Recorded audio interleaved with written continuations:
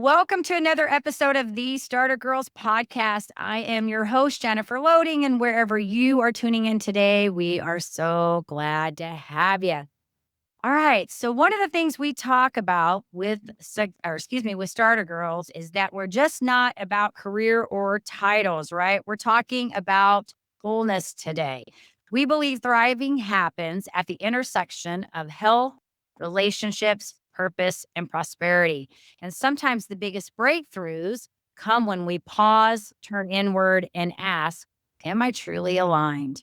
In today's episode, we're going to be exploring what it means to pursue success from the inside out and how healing, embodiment, and energy awareness can completely transform the way we show up in every area of our lives.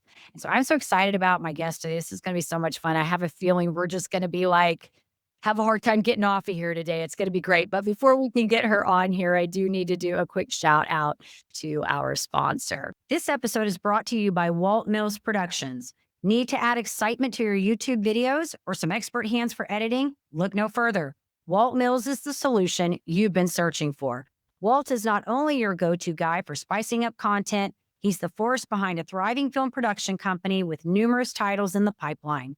Always on the lookout for raw talent, Walt is eager to collaborate on film and internet productions. With a background deeply rooted in entertainment and promotion, Walt Mills leverages years of skills to give you the spotlight you deserve.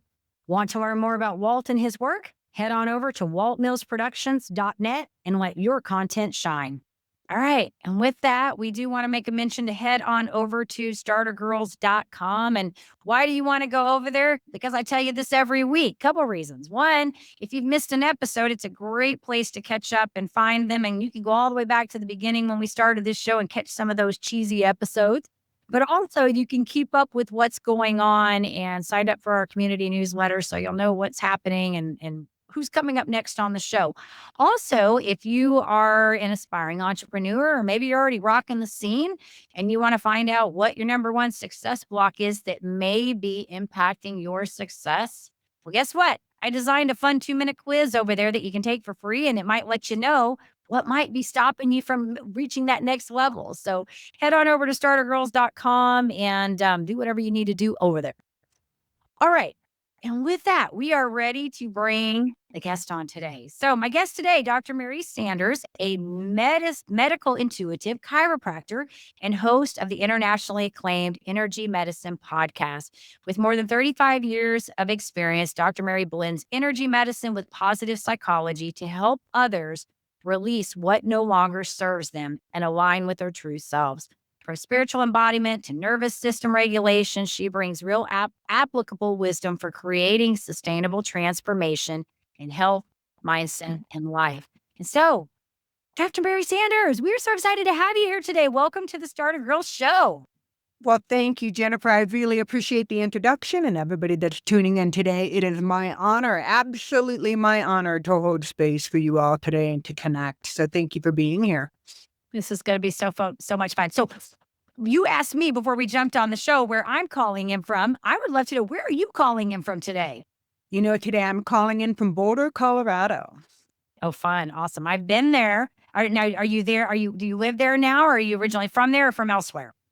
Well, that's a legitimate question. I am originally from the Midwest, and I came out to Colorado immediately after graduating chiropractic school. And so that is where I did the bulk of my business for 22 years in Colorado Springs. Then my husband and I had the fortunate pleasure of living internationally for a little over 10 years. And then when we came back into the United States, we were still a little reluctant to be here. And so we were looking for a progressive, forward-thinking alternative town. And that's how we ended up in Boulder. Ah, gotcha. Colorado's such a great place too. I mean, you get such a, we have, my husband's brother lives in the Colorado area. And so, yeah, I haven't been there in a while, but I love going through there. They're originally from Montana. So sometimes we'll travel that way. Sometimes we go the other direction, but I love Colorado. It's a great place. Yeah, same here. Same here. The sunshine helps and the mountains and the fresh air is all good. Yeah, I'm with you on that. So, okay.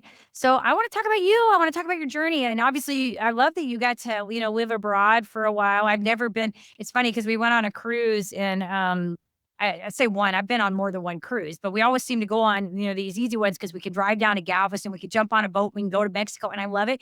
And I can go to the same place, I don't care, but that's like the only places I've been abroad. And so I have not gotten to see the world and travel all these things and here. So I love it when I get to hear people do this. But I want to talk about your journey. I want to back up and tell us a little bit about what led to the work that you're doing today, because I love what you're doing.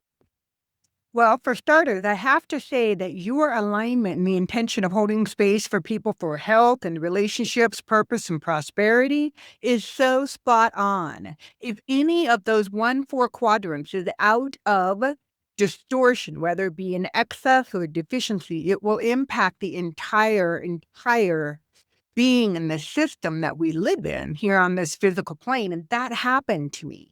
Honestly, I went through a professional burnout where I was not living a balanced life. It darn near cost me my mental well-being, my financial well-being, and my physical well-being. And that's what prompted the journey to leave Colorado Springs, where I had multiple chiropractic offices, and we relocated literally to the other side of the world. And so within probably 45 days, I found myself leaving all the earthly possessions that we had accumulated and ended up in Ho Chi Minh City, Vietnam. And so that created an incredible crisis for me, meaning that if I didn't have my brick and mortar place where people showed up and referred to me as Dr. Mary and people knew me at the grocery store, I didn't, obviously I was in a foreign land with foreign people not knowing how to speak the language, and I didn't know how to show up in a way which felt aligned with my purpose. So, Jennifer, I did what any logical person would do. I ran away from Ho Chi Minh City, Vietnam, and I went down to Bali, Indonesia. And the intention for doing that was to complete my YTT, my yoga teacher's training. And now I've been a practicing yogi since I was 21. So it had been a few years, and I felt like I had a mature practice, but I was like, I'm just going to go do something for myself and take some time, some well-deserved time to kind of reconnect. And it was during that time that I fell in love with meditation. And so then I started to explore the human body from a different perspective, Jennifer. What ended up happening, obviously, I felt like I really knew the human body incredibly well from the neck on down. I knew the central nervous system. I understand, the parasympathetics and the sympathetics and how the body is wired. But then all of a sudden, Jennifer, I was like, wow, what's really happening in the brain? What happens from a neuroscientific perspective when we meditate? What's happening in there? Right. And so that led me to study underneath Dr. Tal Ben-Shahar, who at the time was the leading kind of researcher in this area. And it just sparked something in me, Jennifer, to realize once again, we are more than our thoughts, right? We're more than our emotions. We're more than our physical body. So as time elapsed, another 5 years passed, I realized that, you know what, there's one more layer to the human body that very few people are talking about, and that is the subtle electromagnetic current that surrounds us and runs within us. And that's what prompted me to attend the Academy of Intuition Medicine with Dr. Francesca McCartney in Sausalito, California. And it finally then I was given permission to kind of access, some information that I had been developing over the years. And then finally, literally, Jennifer, I was like, this is it. This is the ticket. This is how I can show up in the world that's in alignment with my purpose. Number one, that was the missing ingredient that I have been striving for throughout my entire life. And I had glimpses of it in my professional journey. But I finally, I was in alignment with my purpose, my intention, the knowledge base, the skill set, how I wanted to show up in this world. It clicked. And that's when I pulled everything together and started holding space as a medical intuitive. That's so awesome. Well, and I want to back up to what you said early on when we're talking about the prosperity, all those things. And because I think you just kind of showed the example of how you brought all that together, right? Like you just kind of pulled all that together. But you are so right. And that's why this show is set up the way that it is because that's the work. That's my own journey. That's my journey like yours, where you said, you have one of these crises, right? Mine was the health crisis. Mine and there were more crises, but that was the one that was extremely recognizable because it was causing the most amount of pain in my life. And so I firmly believe, like you, that if any of those pieces are out of whack, that you're not feeling whole, and you're just having a lot of chaos. And for me personally, I don't know if mine was, maybe it was a burnout, but I think mine was really like, I talk about a lot about crash and burn as a high achiever because I grew up in a home where I felt that I needed to perform. I needed, like, literally, I was a dancer. I needed to perform. And then I moved out of that and it became about my achievements and the things that I would do in school or in my work and everything. It took me a really long time. I'm in my 50s now. And I think I finally have gotten to a place where now I do things because I want to do them, not necessarily because I feel the need to prove to somebody that I can do them. Right. But a lot of that I attributed to this crash and burn cycle where I would go full on hardcore and then I would crash and burn. Well, when I was younger, it was migraine headaches. That's what I would get. That was the only thing I ever dealt with. I'd get an awful migraine headache. And I knew that when I get a migraine, that meant 24 to 48 hours downtime, right? Because you're forced to. Well, oddly enough, those migraines changed and became where, I don't know, somehow in my 40s, they changed and became like, okay, you have aura, but no head pain. So you don't necessarily have to take the 24 to 48 hours downtime anymore, right? No, but what happened was but before I turned 40, I got diagnosed with this rare nerve condition. And I believe that because I had that, that was kind of my wake up call that Jennifer, you can't continue to keep doing these crash and burns. So like other people have burnouts or whatever, that was kind of my burnout. That was my body burnout. What's interesting is because of that, like you, this journey that you went on where you started to get taken in all these information. I too studied meditation. I studied nervous system stuff, started studying all these things because it wasn't that I was like, I want to use them necessarily to help other people. They were really about healing me. It was really about my work. How do I get better? And in the process, all these little things started coming together. And I'm like you said, we're not just our thoughts, right? Like this is a complex puzzle. There are so many pieces to them. So it's really basic to say, well, just go get more sleep, right? Because you need sleep. Don't get me wrong, you need it, but it's not just about the sleep. There's a lot to this, right? And so that's why I love what you're doing because I think it's really that investigative journey that we do on this level. I don't know if it's a spirit, I don't know what a spiritual, whatever this level is, right? That we do where we start putting all this together and we realize we're so much more than just getting up and running on autopilot every day and having a burnout session, and so I love what you're doing. It's fun. Jennifer, I have to say, with the years that I've been holding space for people, our story is not uncommon. There are so many listeners out there that possibly, just possibly, they may feel alone in their journey and that they feel like, they're an isolated case. But listeners, I'm here to tell you that what Jennifer and I are talking about is normal. It's more common, right? Due to we are products of our environment. And consequently, we have been wired neurologically to try to live up to everyone's expectations. And then we come from a place of will. We come from a place of push and that determination. And we think that we're in control of this journey. And when we set that stage, it's a recipe for disaster that somewhere, somehow, your physical body will be sending you signals. For Jennifer, it started off as migraines at a very, very young age. For me, I had other issues physically and emotionally that would show up consistently. And the pattern was to go, go, go, go, go. Do not pay attention to those signals coming from the body. Override them with all of your will centers and push yourself through it. And then the body will speak up again with another message, and yet we still ignore it. And the path or this behavior continues until the body says, oh, really?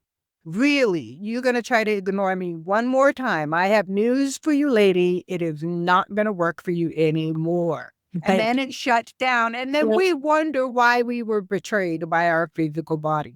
The humor is not lost on me anymore. It happens, and that's the body is so, so, so intelligent. Yeah. And I think too, because like, we talk about it in these other areas. I mean, we don't do anything until crisis hits, right? Like, so you're talking about missing the signs. We miss them because we think that this over here is happening and that's not a big deal. And the health obviously becomes a big deal for a lot of people because, they have something happen where they're forced to have to make change. And so I think the big message here is really about paying attention, right? Like you teaching the self-awareness and the intuitiveness so that you can be self-aware and say, you know what? Like I'm so much more intuitive now. Like it's so funny because I had somebody, like I do I pet sit on the side. My daughter and I have a little pet sitting business and I do some on the side. And I really do it just because I love pets. It's not yeah, I can make good money at it, but it's not something that I go out and say, I'm making a lot of money at this. I just love being around animals. To me, it's a low, there's not a lot of engagement in a negative way when you're around an animal. So it's a very healing thing for me.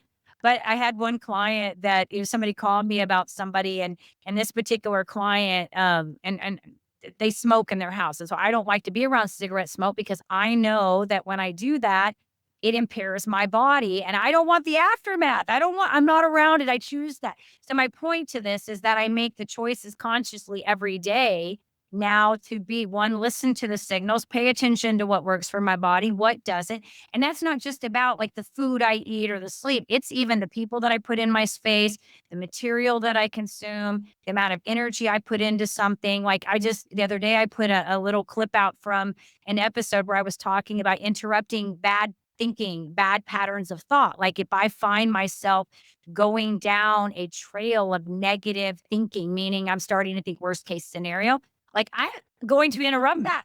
Will totally interrupt that. And I will start my mantra, today is a great day to be brave. You might as well start now. You have the power to change your circumstances any day you decide to let today be that day. I will interrupt it because I am not going to continue to allow myself to keep doing that pattern of thought. So it's all these little things that I feel like, and you do the same. And hopefully we're sending the messages is just being aware of what you're doing, but also listening for the signals. Absolutely. Absolutely. The somatic wisdom that resides within all of us, again, the intelligence is not lost on me. Holding space for others to literally slow down the brain waves in a state of meditation, to go away from the active, overachieving, orchestrating, organizing, executing brain, that manages 110 things at once, and then to bring down the brain waves so that we can enter into the state in which we can access the subconscious and reprogram the subconscious brain to overcome whatever negative spiral thinking that one was, experiencing, Right. 10 minutes beforehand. And I do think that the condition of the environment is so fear-based.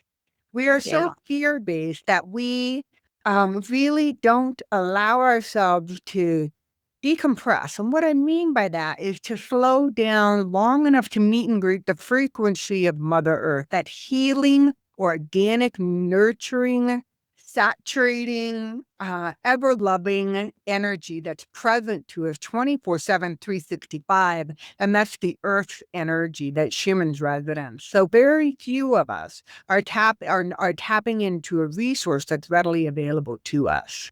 Yeah. Yeah. I love it. And you talk a lot about meditation, which I love. I studied transcendental meditation for a while back when my oldest daughter was going through something and we actually did it together. I won't tell you that she was too fond of it at the time because she was really young, but I think I did it mostly for me. And I kept thinking in my mind, I wanted it, because she was also a high achiever, just to give her space to calm down. But I believe in the power of it. And even now, sometimes I'll just go, and I tell people, like I'm a big fan. I don't get to do it often, but I love my little 20-minute rest sessions where I will set my phone. And I only do that so in case I fall asleep, so I don't oversleep because then I don't want to get into that. But I'll be like, you're right. How do you do that? I'm like, I just close my eyes and I just pause. And when I get up, I feel so much better and I'm ready to go again. And like I'm in the zone again because I've just had that, even if it's not a full go to sleep. It's just a relaxing for me just to go kind of inward. And so I'm all with you about the pause and just, and I was telling someone the other day, we were talking about just from a level of emotional intelligence, right? Because we're so on the go that we're always reacting, right? Like even in a personal space dealing with humans, we're always reacting to everything, right? The stigma, people, everything. And so we were talking about how do you ask the right questions of people and stuff, right? And I was talking about, yeah, how like I'm working on pausing, just pausing. Even if we're not just talking about pausing for our health, but even in our reaction to how we deal with people, just pausing, giving ourselves permission to go inward for a moment. And we don't have to react to every single thing that comes at us. So very true. And again, that's reprogramming our autonomic nervous system. Mhm. Yeah. Yeah. I love it.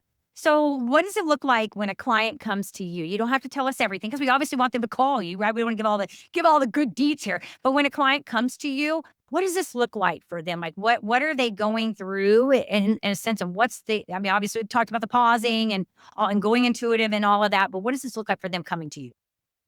I think that everybody has their own motivating factor. Okay. For you, it was illness. For me, it could be mental disturbances. It could be financial disturbances, relationship disturbances, or just not feeling fulfilled within life.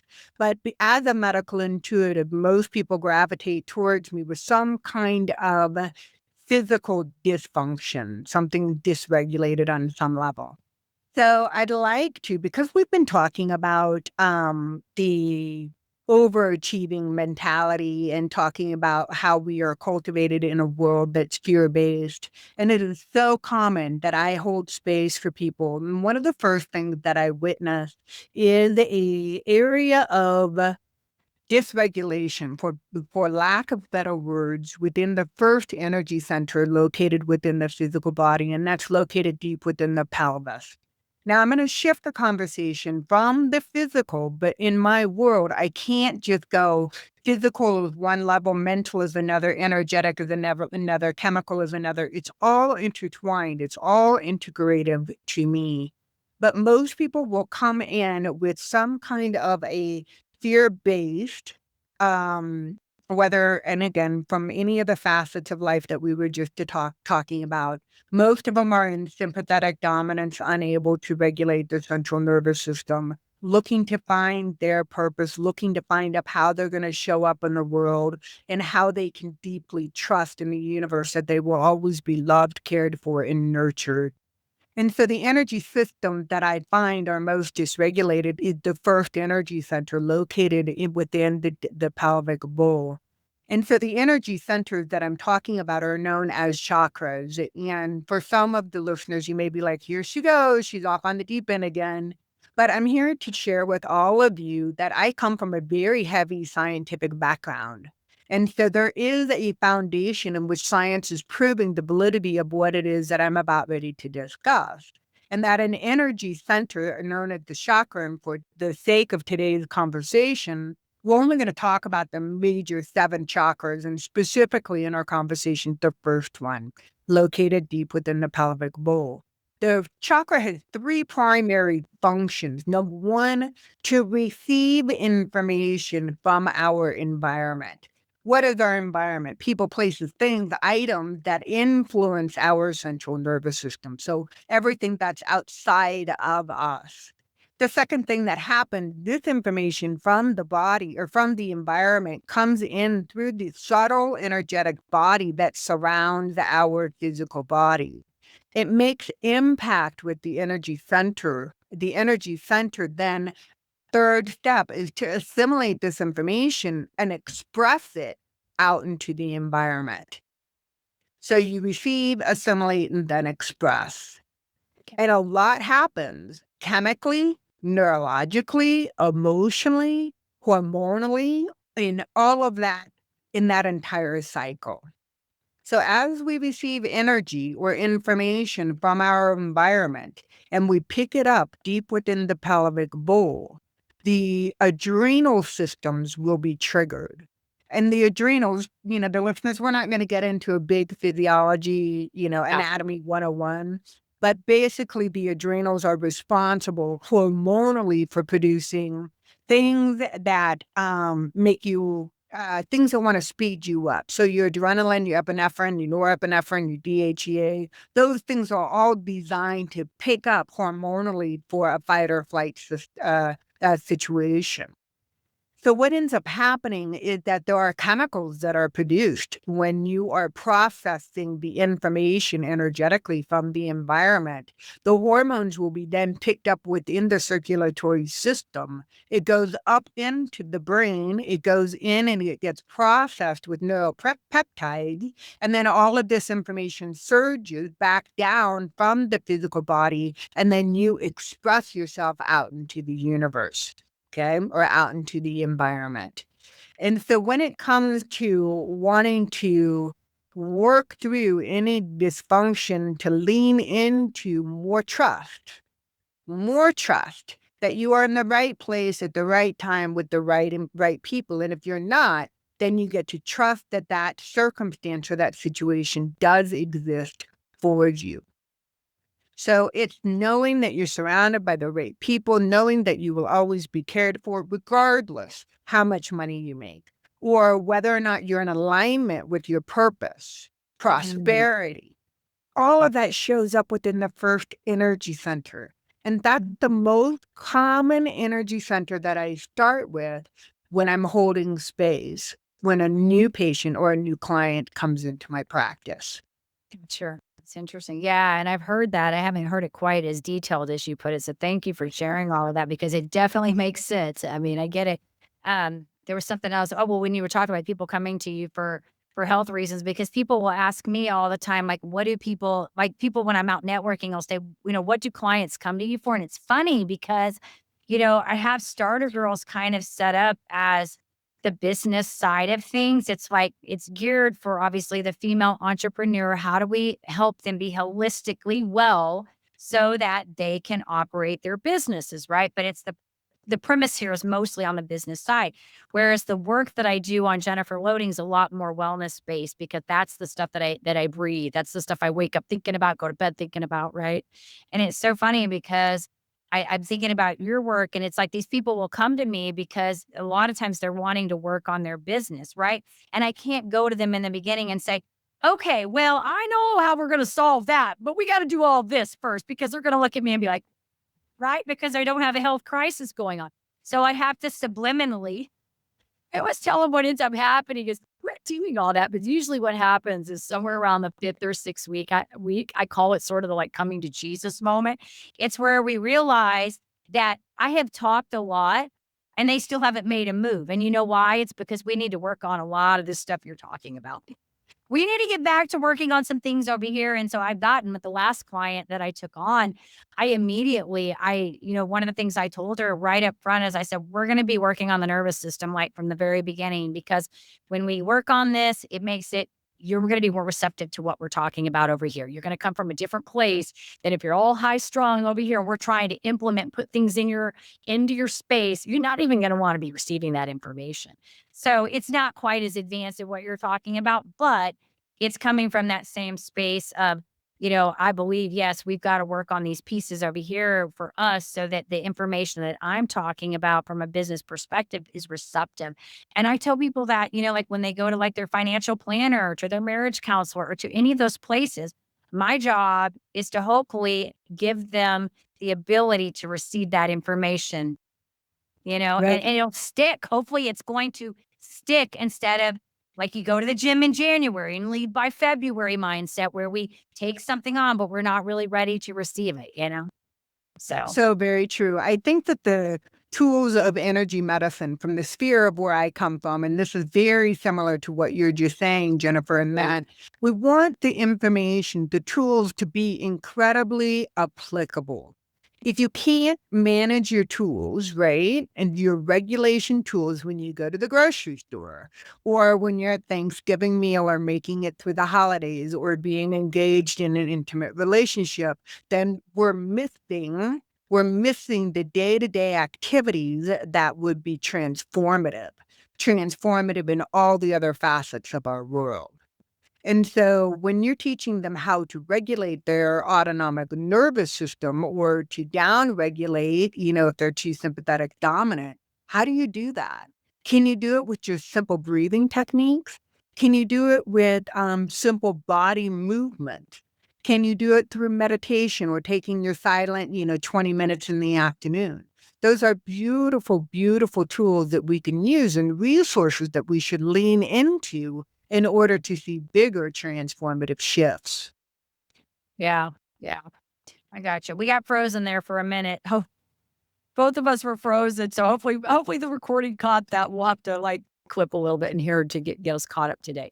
Yeah, no, I agree with you on everything. I think it's good stuff. And I think the energy stuff is, I had a gal come on here a long time ago.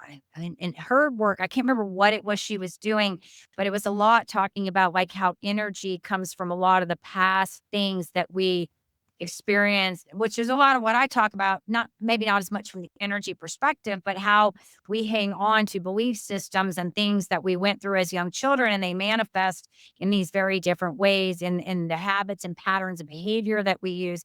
But she was specifically talking about how the energy is tied to that, and it will show up in our organs and stuff like that. Like we harbor it, we hang on to it, right? Like it stays in there. Like if you have, and like we're talking about with these conditions that come up, like there's this talk now where they're saying that like children who grew up like in high stressed homes and stuff, how they have like chronic conditions later on. Like, hello, this welcome to my world. I feel like Right. I don't let's not have a lot of stress when we're little because you pay for it later. It does show up in your health. So a lot That's of good stuff here, Mary. I love it. Yeah, Jennifer, though, I'm going to take it one step further because I do think that people are ready to start looking at this. And that is, Jennifer, you learned this conditioned response from Mhm. somewhere. Okay. Right. And again, maybe you learned it from your mother, maybe you learned it from your father. But if you learned it from your mother, the same question applies to her. Where does she Mhm. learn it? And then it could be just a familial thing, ancestral, or it could be something that was culturally embedded within the makeup. And so what we find is that, and there's the field of epigenetics is so strong that we literally genetically we inherit, right? Our DNA is made up of all of our ancestors.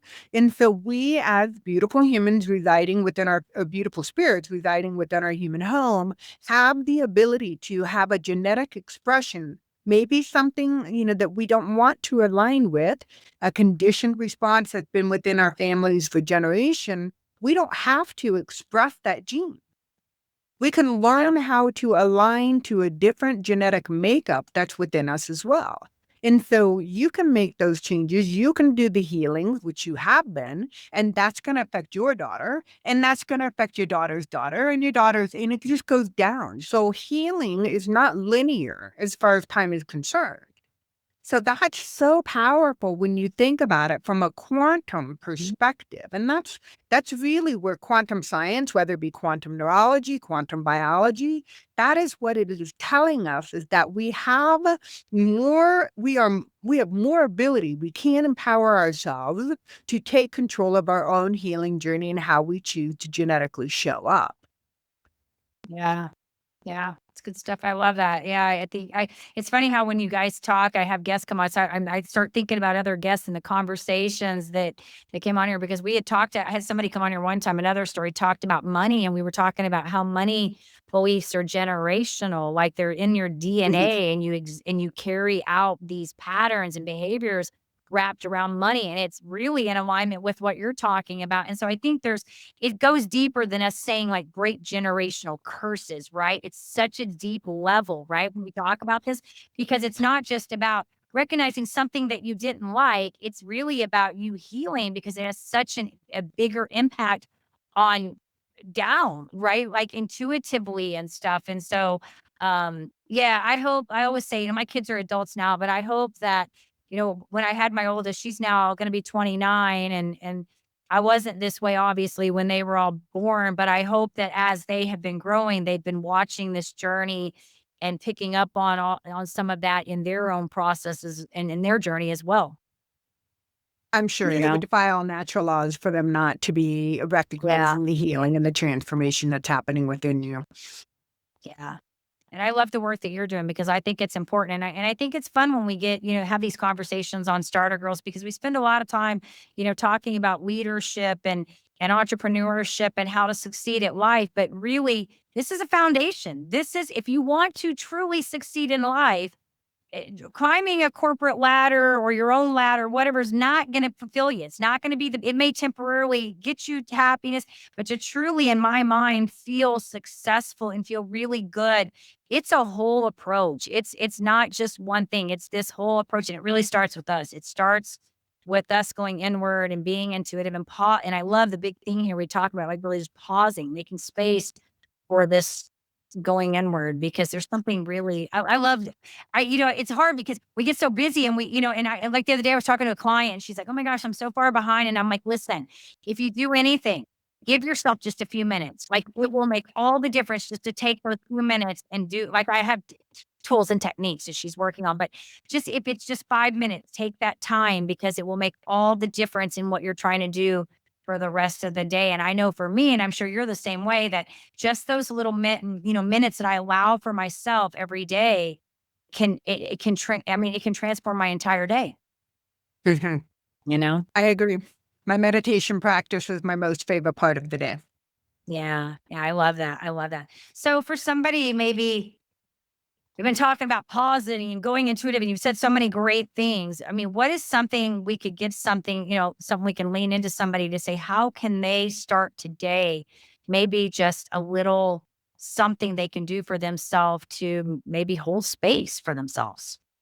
Yeah, when you ask that question, there are several different polyvagal exercises that I think are just really so simple, so easy, and accessible for people. I really do. I find the power of box breathing to be incredibly powerful, and it's simple. It's so simple. And for those listeners who are not familiar with box breathing, just think about your typical square. Each side is equal in length. And so you do the same thing with your breath. And so if you do an inhalation for a count of 6, then you hold your breath for a count of 6. And then you exhale for a count of 6. Then you hold your breath for a count of 6. And so then you would go through, let's say, 6 seems to be the magic number. You would go through a cycle of 6 boxes. And then you go back to whatever activity you were engaged in. But I guarantee you, within those 6 box breathing exercises, you're going to come out leaning more into parasympathetics to where you're going to be more engaged in better understanding and coming from a more regulated state, which is, everybody listening would agree that that's 10 times more healthy. It's 10 times more productive. It's all those things that we want it to be. So just a simple exercise such as box breathing will shift the neurology. Yeah. And I will attest to the box breathing because I use it for myself sometimes. And yes, it's hard when you first start to do it because you're so used to just breathing. And now all of a sudden you're thinking about your breathing, right? It's a different thing. But once you kind of get in and you do it, it's like I remember I haven't done it recently, but I did one not too long ago and it was pretty intense. At the beginning, it was like I was really, and then I could feel myself just slowly as I'm doing it, coming down, coming down, coming down. So a lot of, like I told you, the nervous system training, I studied that. I was in the middle of coming out of this second condition, but I was right in the heat of it. And it was in the thing when you're dealing with a chronic condition, as you know, because you're dealing with patients like that, when you're not getting better, there's anxiety because you're not getting better. So it's like that vicious cycle that it's a loop you get caught in, which messes your nervous system up completely because you're caught in this fight or flight loop and you can't get out. So as you're not getting better, you're panicking because you're not getting better. Well, you're not getting better because you're panicking, you're not getting better. And so, uh, and I am not one to play victim very well. I don't like being sick. And so if I'm sick, I'm really sick. Like I'm sick. And there was a while there I spent when right after I got diagnosed, they did a procedure and I spent 18 months pretty much struggling. I couldn't eat. I was having a hard time. And my anxiety was really high. Turned out that I also in the middle of that found out I had low iron and had to do iron infusion. So I had a lot going on. So I was having panic attacks because my iron was messed up and then I was having this anxiety. And so that's when I really leaned into that's when I ended up getting certified in the nervous system because I went into that as a means to really just help try to calm myself down during this time. And that box breathing was instrumental during that period because it really, like, I would feel myself getting ready to have that panic attack. And I'm like, okay, we're going to go do some box breathing today, And thankfully, we're much calmer now. So I'm not having those panic attacks anymore. Health is doing a lot better, but it's a vicious cycle. You get into the loop. And so I think what you're doing is so important because it is about how do we break that cycle and get out of that so that we can calm down and you just show up like we've talked about in this whole episode. You just show up differently. I know it's helped me tremendously.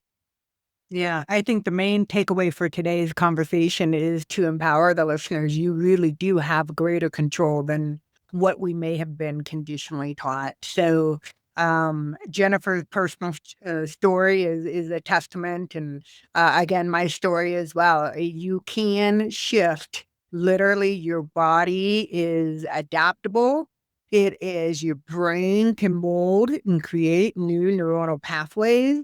Hormonally, you can regulate, you can shift your central nervous system. I mean, we are so, our physical bodies are the most amazingly engineered organism out there. And I've been studying the human body for over 35 years. And let me tell you something, there isn't a day in which the body doesn't cease to amaze me. It's amazing. Amazing. Well, you're doing good work. I love it. And I'm glad we got to have this conversation. I never know where these are going to go. It's so funny because I love the health and wellness space. I love talking. And I think our stories are testaments. I think they really help other people know that, like you mentioned, they're not alone. These are common threads, anxiety, that this push need for hustle culture. All of this stuff is out there. And, the big thing is, yeah, pay attention. You don't want to have, I would say that I feel like I've been given these things for a reason because one, it's taught me empathy and compassion, right, for others.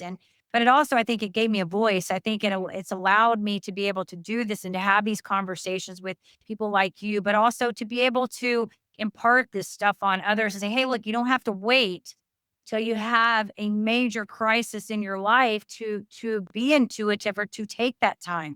Do it so you don't have to, right? Like hopefully you don't have to.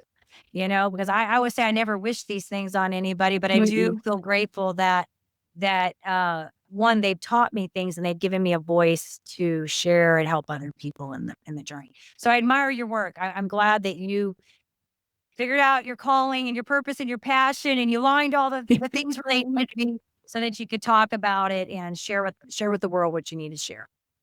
Thank you. Thank you. My purpose is that if I can share my knowledge and wisdom to, spare somebody else to School of Hard Knocks, then that's half the battle, right? Yeah. School of Hard Knocks, right?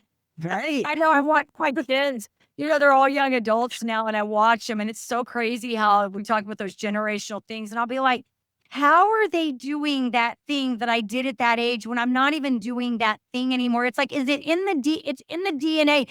And I'm watching him and I'm like, and I'm talking like we're stubbornness, just pure stubbornness and having to do things the hard way. And I'm just like, all three of them.